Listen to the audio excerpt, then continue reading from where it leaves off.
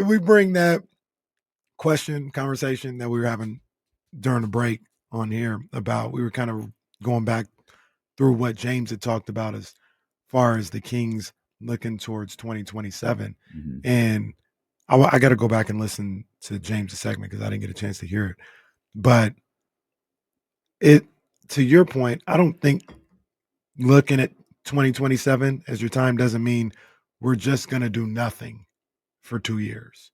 Like, obviously, that's not the case. They just signed Dennis Schroeder. So they're going to look to make the roster as good as they can. But 2027 is the time. Well, like James said, they'll have contracts off the books. They'll have some flexibility. And what I do think when you talk about looking towards 2027, I think they look at it as, we're not going to do just anything to jeopardize that. So we're not going to get a Trae Young that is going to get us off that timeline where we'll be kind of free of being able to do some things financially. We're not going to do that, or just anybody. Like, it's got to be somebody that we truly believe in. Maybe Kuminga's that type of guy, or if somebody became available, they say, no, this is where you kind of bend on that type of thinking for this guy. But for the most part, they're not going to go outside of trying to keep that flexibility available for them in 2 years. Yeah, like if something presents itself, I think the Kings would go after that and all that. I think that's the way James was portraying and all that. But also, it's not just, they're going to sit down for 2 years and not do anything. It's like the way James was talking, it's like their hands are kind of tied right now. Like, there's no market for any of these players or anything like that. So you're kind of stuck for these next couple seasons unless you're able to move off of Levine next year or anything like that. But in the meantime, they're going to try to be as good as they can be. And then, once that flexibility opens up, that's when you start making more moves and stuff like that. So let's use a right now situation to temper people's expectations on moving Zach LaVine in the expiring year of his contract. There's different ramifications that come with this. But you got a player who could probably be traded for right now that will take $53 million off your books next year. And to the best of our knowledge, at least, not a single team has said, "Oh, I'll do that." Mm-hmm. Now, again, it's not a normal situation. It's not a normal fit. It's not Karl Anthony Towns. It's one of the greatest players that's ever lived. Right. And so there's a lot that he's generally probably not treated by organizations that he works for or organizations around the league the same way. But what else have we heard? The complications in trading for a player that makes $53 million. So the idea that a team is like, you know what, we're at our wits' end, we're not going to make it any further. Maybe it's an Atlanta, a team that's on the cusp of just falling apart, or a team that's I think Atlanta had a good offseason, but Atlanta's like, you know what, we just can't do it. We got to blow this whole thing up. We just need to get some of this money off our books. They're going to trade Trae for Zach LaVine? Yeah, no, almost certainly they're not. Like in dumping, I know we've gotten used to the salary dump. Dumping a $50 million contract is, I'm not going to say it's impossible. It's not impossible. It's not the norm, but dumping it like we've seen in the past is, you can't even dump LeBron right now. It's extremely difficult. Extremely difficult. I think too, like the thing is also like, you try to win, but if you miss out on the playoffs, then you're in the lottery and you're able to build that way as well. And has been pointed out, like LaVine for LeBron works. I don't know what the problem is. Yeah, like me and Carl were talking too. Like, it's like you can tank this, and that. At some point, like, you just have to hit on your draft picks, and that's the most simple thing to say or whatever. I know it's not this hot take or whatever, but when you get pick 16, 23, or top 10, whatever it is, if you miss playoffs or make the play next year, blah blah blah, it's like you just have to hit on picks finally and build that way. That's how the Kings are going to get better. You're not going to get better, I don't think, through 2027 free agency, bringing in these top guys. Like, you just have to draft and trade, I think, around there. Yeah.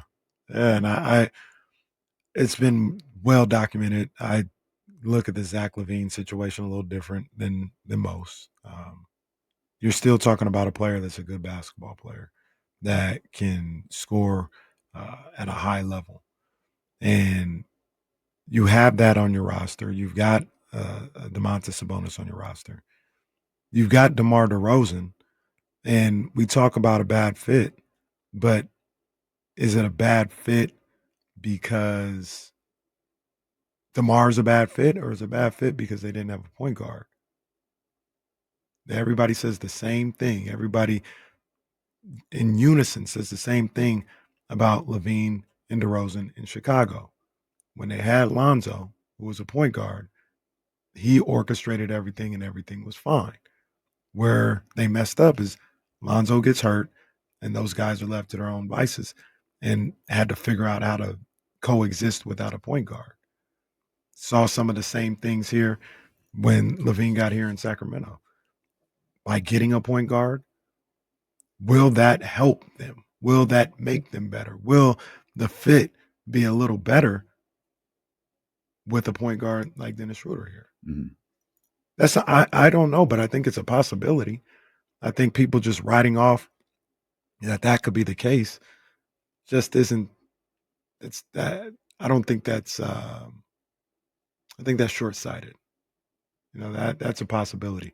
This team, I think, when Fox was traded, went something like 16 and 19, 17 and 19 or something. I literally have it on my computer. But that I keep stressing to people, that was a really bad situation. I got him at 15 and 16. I couldn't remember the exact day he got traded, but 15 and 16, 15 and 17, something like that when Fox got traded. That was a bad situation. And people want to simplify it and say, you got Zach LaVine and you got a worse player or a bad deal, and that's why it was bad. Like, no, you had no point guard. You had a head coach who had no help. I think people really overlook that. Mm-hmm. I'm not saying that's worth 15 wins, but that does matter. If that was the case, then all coaches they'd have no assistants. Like we can't pick and choose when they matter. So last year he basically didn't have no assistants. He's got a full staff here. You've got Zach LaVine here from the start of the season, and maybe that helps out his situation. Hopefully his personal situation is a lot better than it was as well. I mean, who knows what that could be?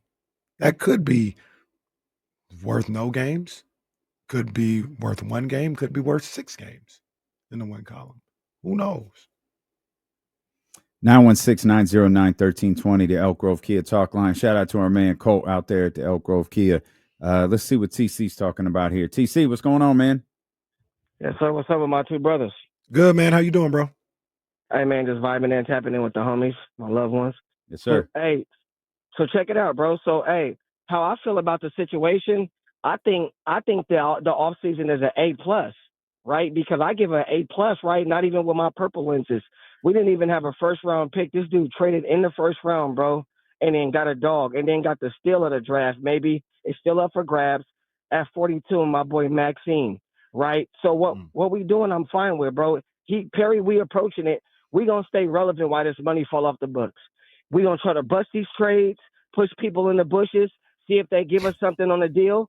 If they not finna do that, bro, then I'm fine with being relevant for the next couple years while this money fall off the books, and then we can make it happen. I'm fine with that, bro. I'm not with the whole bottoming out for 2 years just to hopefully we hit with a lottery pick. I'm out on that, bro. TC, let me ask you a question real quick though, because I think this is where the conundrum comes with different people and how they view this team.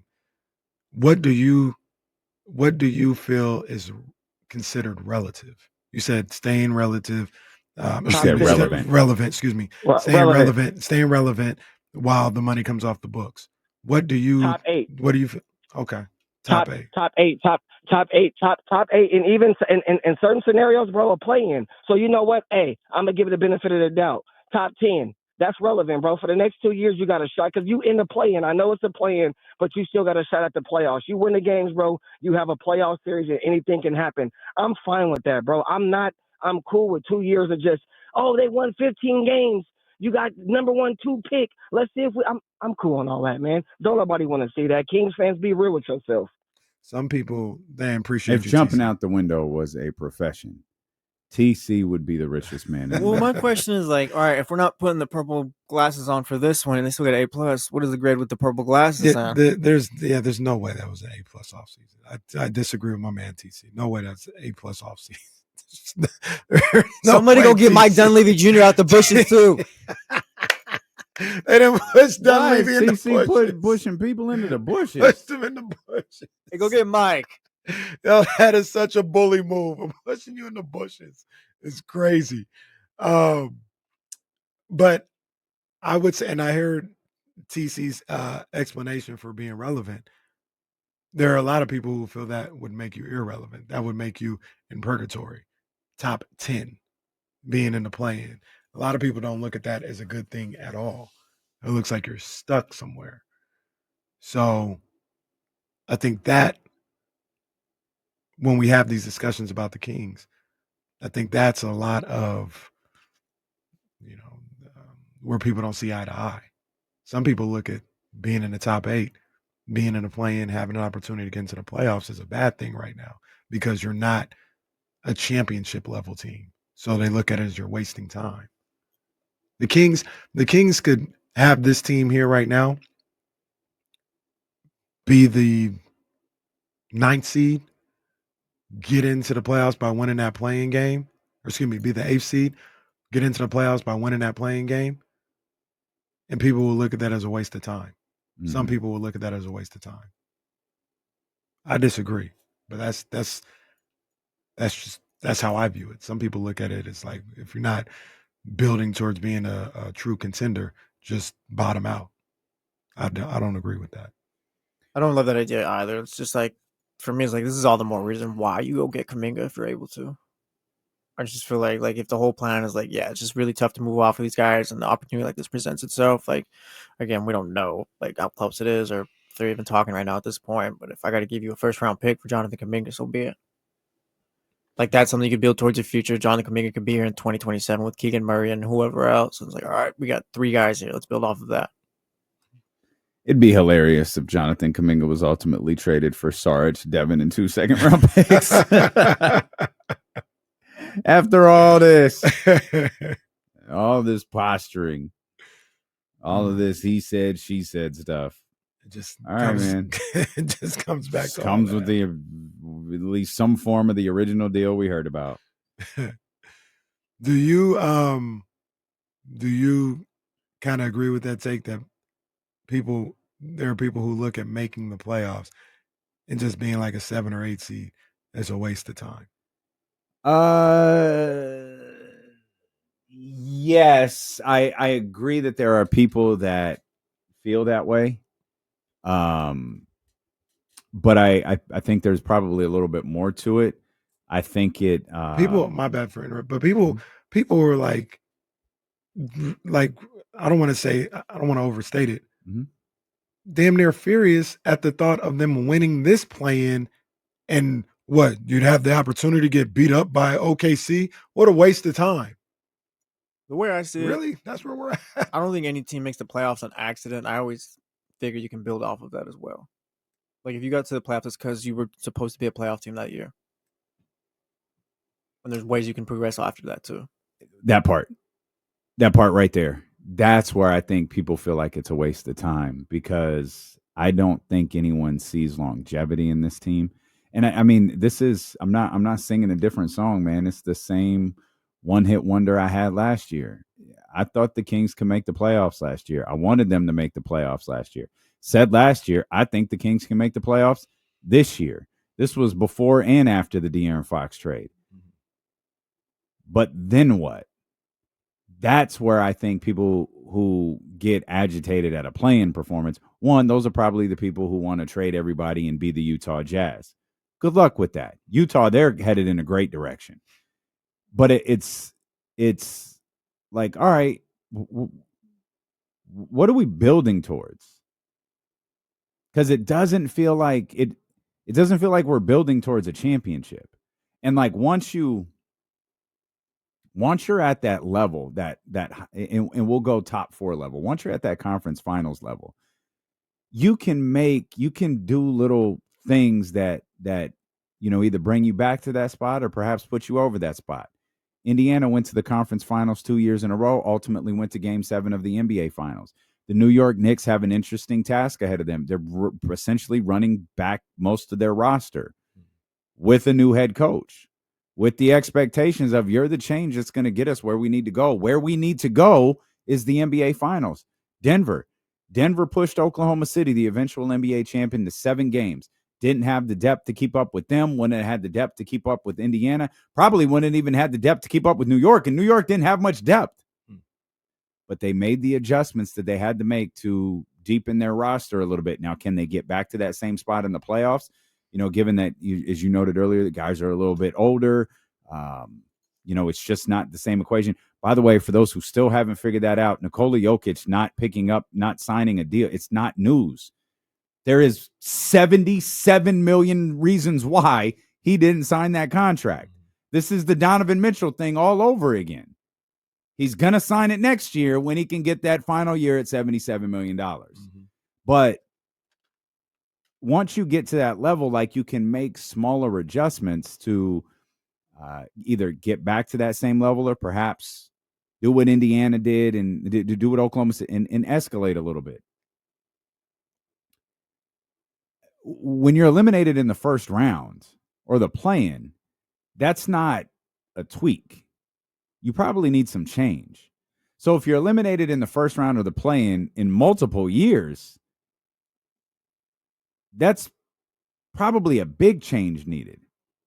And so you got a big change in De'Aaron Fox leaving, but and I don't care who agrees with this or not. It's a wash.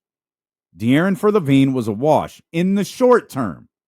It was a wash. Long term, we could sit down and discuss that. But in the short term, it's a wash. So nothing would have been different in this case.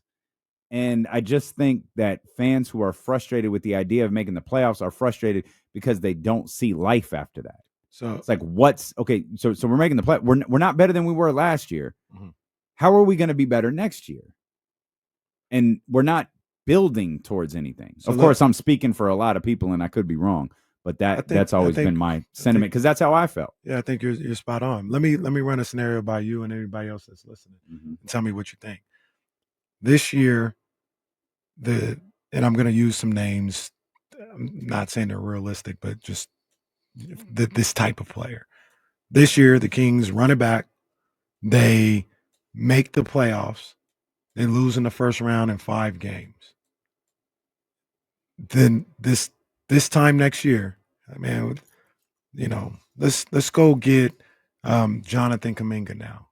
Let's go get him. It's going to take LaVine. DeMar DeRozan is gone, and they're having internal conversations, and we can even play it out for the following year. It's going to make us a worse team.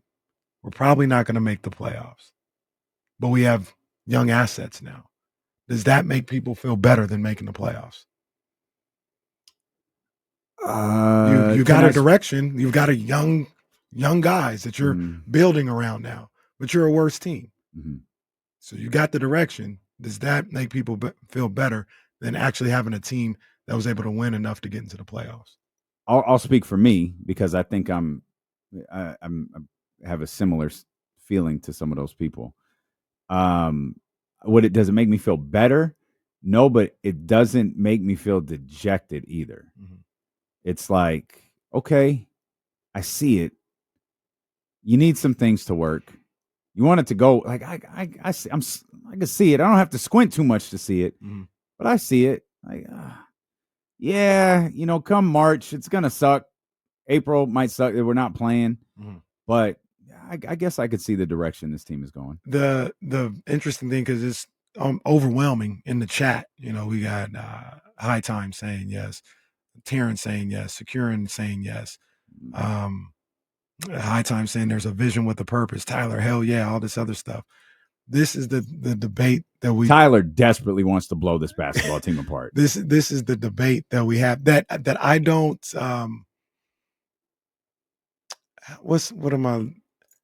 I'm not saying it's wrong, but say that scenario that we laid out that everybody's in favor for. What if you never get to the playoffs with Jonathan Kuminga in the first round pick? Yeah, no, like, so how are we so sure? No. Yes, I'd want that. But see, no, but that's the thing. No one's sure. It's just the path. But they're sure that that's what they want. Oh yeah, that's what they. But say yes, that's what I want. You have no idea what's on the other side of that. Well, you're speaking from a rational place. No, I'm not trying to be funny. Like, how many not Kings fans, sports fans are rational and objective when it comes to this stuff? Like, we think Malik should net us first round picks. Malik is untradeable. And there are people who think it should net him should net us first round picks. Malik is our Kuminga. Right. Right. But we're all too smart today. Like, we listen to podcasts, we read all of these articles. We watch all of these insider shows. We listen to LeBron and Steve Nash break down the game. We listen to coaches break down games. We see the game in a way that we never have before. And so it's no different than a coach or a general manager. Mm-hmm. Coaches and general managers put together a team a certain way. They coach a team a certain way. They teach their team to play a certain way. That's the exact same with a fan. Mm-hmm. A fan may believe this is the best direction for my favorite team. Yeah. And that might be, we talk about this all the time. People are so enamored with picks. How often, how frequently did we talk about how much were Kings fans in on trading the number 4 overall pick in the draft? Mm-hmm. Just adamant. Trade it. No one thought they were selecting that pick. They were going to net this big return with the number 4 overall pick. Then Keegan Murray's name got attached to that number 4 overall pick. No. You ain't trading that. That's Keegan Murray. That's our future. You ain't trading that. So people romanticize these numbers as if they're this just amazing asset. Once you put a name to it, it's a completely different thing. Mm-hmm. That is not rational. That is completely irrational. But it's the way fans think. Yeah. And it's tangible. And it's just being enamored. You said Kuminga in a first.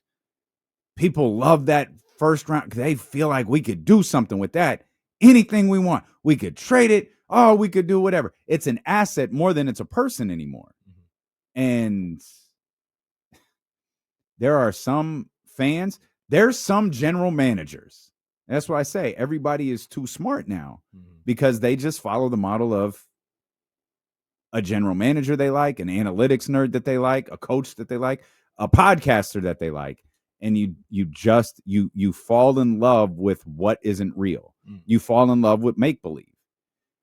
The caveat to that as it pertains to the Kings is the make-believe isn't going against the current making the playoffs or losing in a playoff series. Mm-hmm. It's going against the end of that team that lost in 5 games in the playoffs. Right? Like, because no matter what, those guys' contract are ending. Mm-hmm. So you have to do something. But what is it going to be? And I felt like I knew. I think we've felt like the most of the roster was going to look similar with a few changes. Mm-hmm. No major, not the changes people thought, but like some small changes. I don't even think the small changes are happening. You couldn't have told me that there weren't wholesale changes next year. Now we just might run it back again. Yeah. I was feeling like we might see a very similar basketball team next year. Wow. And to what we just talked about, I mean, that's just, I think that's I can't wrap my mind around being excited or hopeful for a situation like I laid out. Like Securin, I understand. Securin talked about we're never getting into the playoffs with this team. I don't know if you listened to the scenario I just said, but I just said this team makes the playoffs and gets eliminated in the first round, and you willingly say, let's move on from Zach LaVine to bring in this rookie in this first rounder. Will probably be worse, but is this a more hopeful situation? It could be exactly how you team build. You could also And I think people get stuck in this whole vortex of, say, the team that's here right now gets to the playoffs, loses in the first round, and we get locked into, well, that's just as good as they're ever going to be. Like, you could actually add to that team and get better. You don't have to move on from the players that got you to the playoffs and bring in people who will make you worse for you to improve as a team.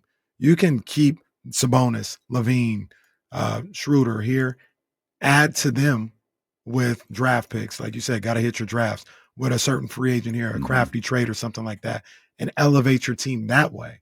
That also has potential to get you where you want to go as well. But people only look at it as if you have draft capital and a 22-year-old, like that's the only way you can have a direction.